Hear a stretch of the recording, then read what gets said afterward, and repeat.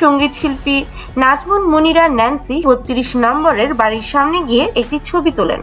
বুধবার রাতে নিজের ফেসবুক পেজে ছবিটি শেয়ার করে তিনি লেখেন, প্রথম বাংলাদেশ আমার শেষ বাংলাদেশ, জীবন বাংলাদেশ আমার মরণ বাংলাদেশ, পরাধীনতার শেকল মুক্ত একটি নতুন বাংলাদেশের সূচনা।